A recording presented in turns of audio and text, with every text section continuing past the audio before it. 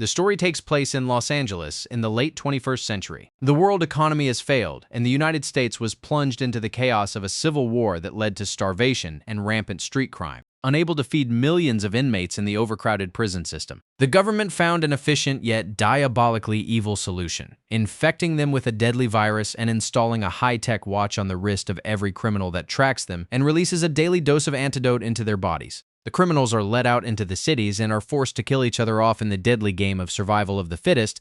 Those who refuse to participate will die automatically, as the watch simply doesn't release the antidote. The winners will receive a pardon and be granted freedom. The controversial program was given the codename Onyx. Its creator, Dr.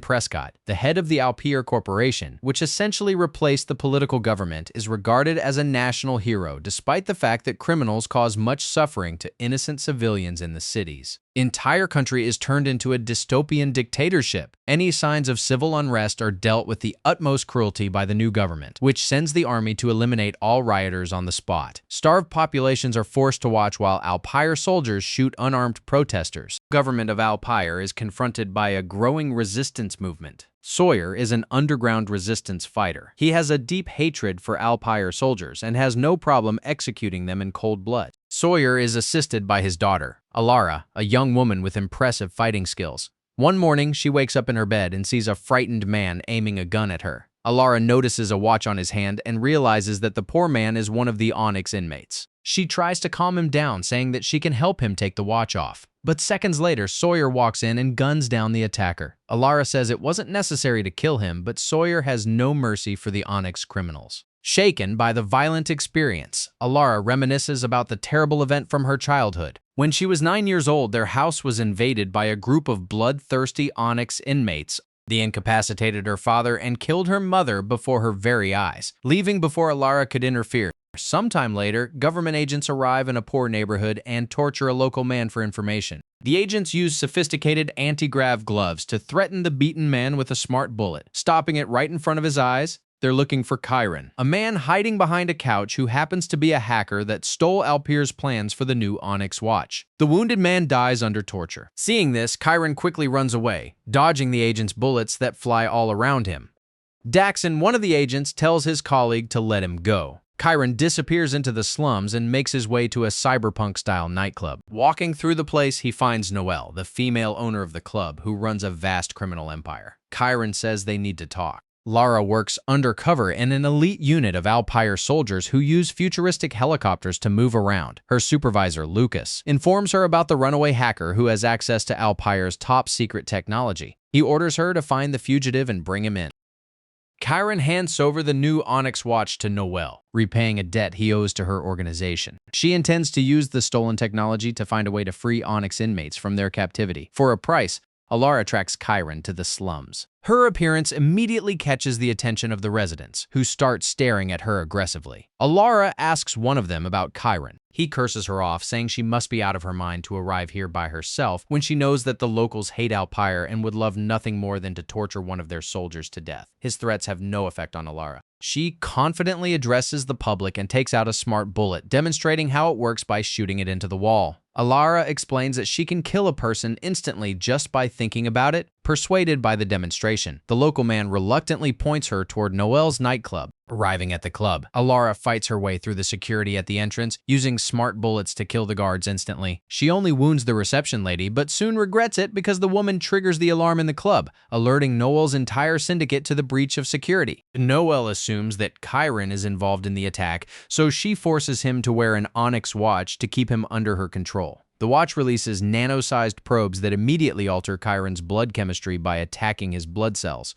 Noel orders him to find a way to assassinate Prescott. Infected by the virus, Chiron now has 36 hours to live, unless Noel releases the antidote with a remote device. Proceeding inside, Allara is faced with many guards who open fire on her, but their conventional firearms pose little threat to Allara, as her high-tech gloves deflect the ordinary bullets easily, while her own smart bullets hit their targets instantly. They try to engage her in hand-to-hand combat, but Allara skillfully overpowers them one by one and finishes them off with smart bullets. Seeing her approach, Noel escapes from the club. Allara can't follow her as she's still fighting the guards. Weakened, Chiron leaves as well, unaware that Allara is with the resistance. In confusion, he wanders inside an old abandoned building occupied by homeless people. Allara follows him. Slowly walking through the hallways, she's suddenly attacked by Chiron, who jumps on her from a wall. They struggle for some time until Allara convinces him that she isn't who she appears to be. She tells him about the resistance and says that she can help him. Ian Prescott often personally gives out food to poor people in the slums, protected by Lucas and his unit. The humble head of the corporation seems sincere about his desire to improve society with the Onyx program. He notices that one of the soldiers is harassing people standing in the line. Enraged by that action, he takes out a pistol and executes the aggressive soldier on the spot to show the others his resolve. This unprovoked execution results in a conflict between Ian and Lucas. The military commander is growing disillusioned with the deranged behavior of his boss. Noel is working with Daxon and his partner, Robert. They intend to take over Alpire when Ian Prescott is dead. In his house, Sawyer holds a memorial service for Amanda, Allara's mother, who served as a police officer in the local community. Bob, one of Sawyer's friends, reveals that her death might be connected to her vocal opposition to the Onyx program. Allara and Chiron arrive at her house and meet with Sawyer. Despite her efforts, Allara is unable to remove the watch from Chiron. Chiron tells the two that earlier he was hunted by Agent Daxon. Recognizing the name, Sawyer reveals that it was Daxon who murdered his wife, Amanda. Daxon was a serial killer who went to jail for murder. He was one of the first people who were given an Onyx watch when the program first launched and gained his freedom by killing dozens of other inmates. Impressed with his performance, Alpire hired the madman to be their assassin. Amanda was a devoted policewoman who opposed the Onyx program, so Alpire had her assassinated by their agent, masking it as an act of random crime. Seconds later, the house is attacked by Alpire's soldiers. Sawyer tells Allara and Chiron to leave immediately while he engages the soldiers in a shootout. Running away from the house, they fall under fire from Daxon, but Allara skillfully stops his ordinary bullets midair. Sawyer manages to fight off the soldiers and escapes. Frustrated by his inability to apprehend the fugitives, Daxon uses a fire grenade to burn down their house to the ground. Sometime later, Ian has a meeting with the Secretary of State, Benjamin Washington. The government wants to take the Onyx program to the next step. Unwilling to let go of their grip on the average American citizen, they want everyone to wear the watches, criminals or not. It doesn't take them much time to implement it. In the middle of the night, two Alpire soldiers arrive at the house of Patrick, the man from the slums who talked to Allara earlier. They inform him that under the conscription law, he's obligated to wear an Onyx watch and start serving the Alpire Corporation in any way they desire. Otherwise, he faces deportation and the immediate seizure of his assets. Realizing he has no choice, Patrick reluctantly complies with the demand. Meanwhile, two soldiers arrive at Lucas's house. They quickly put a watch on his hand, informing him that he must also wear an Onyx watch from now on. Enraged by the unexpected move, Lucas shoots the two soldiers who did this to him. Soon, every citizen of the United States is given a watch, giving the corporation complete control over their lives. Chased by the police, Allara and Chiron take refuge in the slums. Despite the depressing news about the spread of the Onyx program into the general population, the two fugitives believe that they can stop Alpire's madness if they infiltrate their headquarters and eliminate Ian Prescott. Allara goes to see Lucas, upset about the watch that the corporation forced him to wear. He's willing to join the two in their fight before they can even finish their conversation. The house is surrounded by dozens of Alpire soldiers armed with machine guns. They storm the building and open fire, killing Lucas in the process. Lara deflects the bullets and fights multiple soldiers in hand-to-hand combat, putting them on the ground and finishing them off with smart bullets. In the heat of battle, she doesn't notice that she has been shot with a tranquilizing dart. Seconds later, she falls to the ground and loses consciousness, surrounded by the bodies of the soldiers she killed. Chiron goes to see Noel at her club. Seeing that she's conflicted, he convinces her to go against Daxon. Sometime later, Allara wakes up in Lucas's house and sees the two figures approaching her. An armed man slowly approaches her from behind. It's Daxon. Recognizing Allara, he laughs, saying that she has grown up since the last time he saw her. He means the night when he killed her mother. Daxon and his partner, Robert, kidnap Allara and leave. She wakes up later in a moving vehicle with Daxon standing in front of her. He gloats, informing her that he has installed an Onyx watch on her. She has 36 hours to kill Ian Prescott or she'll die from the virus. Daxon stops the car and throws her out in the slums, where she's immediately attacked by the angry locals. Allara fights them off with the help of Patrick, who threatens the attackers with a shotgun. He informs her that the situation has changed.